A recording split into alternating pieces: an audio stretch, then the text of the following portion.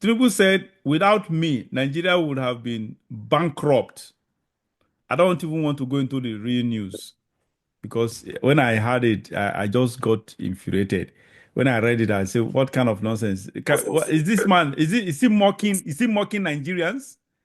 That without him, Nigeria could have gone bankrupt. Where are we? Are we not bankrupt?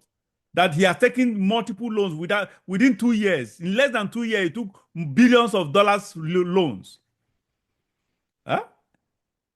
Where is the Well, economy today? That I don't understand. We don't need the economists to declare Nigeria bankruptcy, bankrupt rather, or to declare us yes, to declare bankruptcy on Nigeria for us to actually know that we are bankrupt. What else? What is bankruptcy? Bankruptcy is when you are when your expenditure is more than your income. Eh? Your income, you use substantial amount, part of your income to service debt, to take care of debt. And the other remaining income cannot even service, can't even take care of your expenditure. So what else? As a result of that, you went just on borrowing on foreign loan, the ram on borrowing spree, and you are telling us without you, Nigeria would have gone bankrupt. Barrister, can you respond to that? well, it is one of those people have to read between the lines. He gave the example that if he had not removed the fuel subsidy, the country would have gone bankrupt.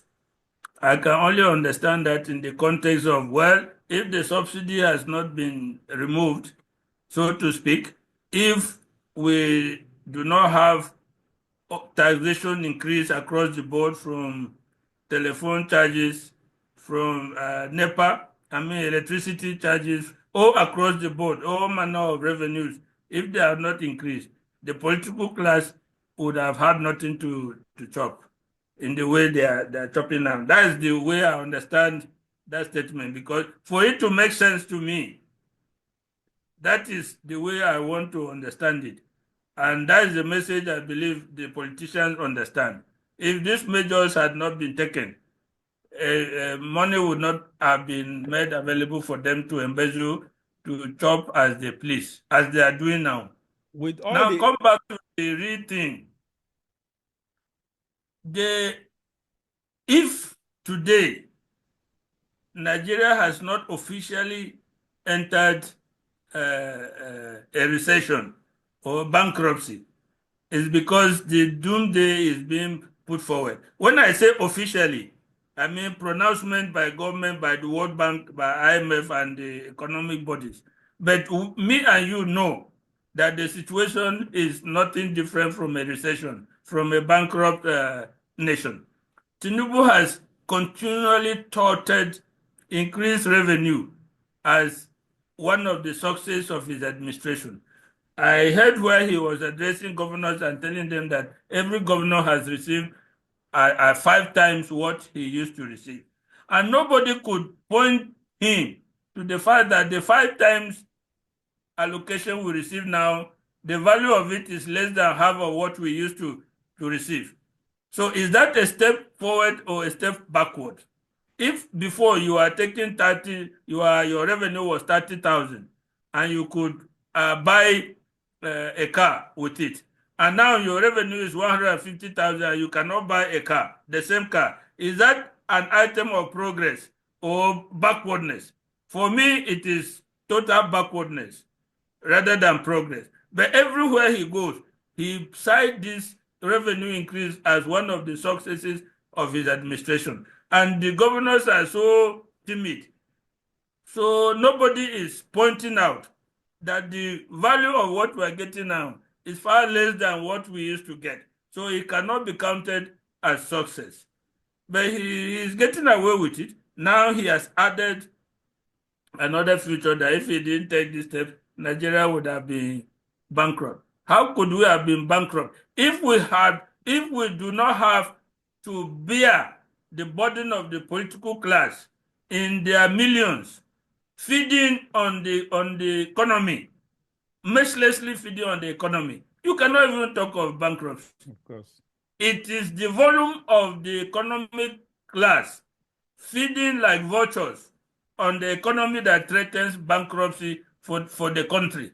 And if today we are not officially bankrupt, we have only postponed it. It has only been postponed to a future date. The loans they have taken, billions and billions of dollars they are taking, have a moratorium. So you are postponing the repayment of the principal and interest to when you will no longer be president. So you are postponing the bankruptcy day to another day. So how anybody cannot challenge why people, even because there's no more opposition, you see how in the UK, if the president gives a speech in the comes and makes a State of the Union address to Congress, then that very day, the opposition will respond point by point to what the president has said and challenge him. We don't have that kind of, the opposition is comatose all around. So he has the feed to say whatever he likes, and the gullible public, most of them go along with it, even though they know what is pinching them in their pockets. But a lot of us know better. So we take it with a pinch of the salt. It's an insult to our intelligence for the president to come out and be making those unverified claims that he has continued to make. But what do you expect? A president must always tout something as successes. He must always bring out something and say, even Buhari used to say repeatedly that he has improved the economy, he has improved security, he has improved this and that. Even while every Nigerian knew that things were going down, he used to tout them as successes he has achieved. I see the same thing Tinubu doing.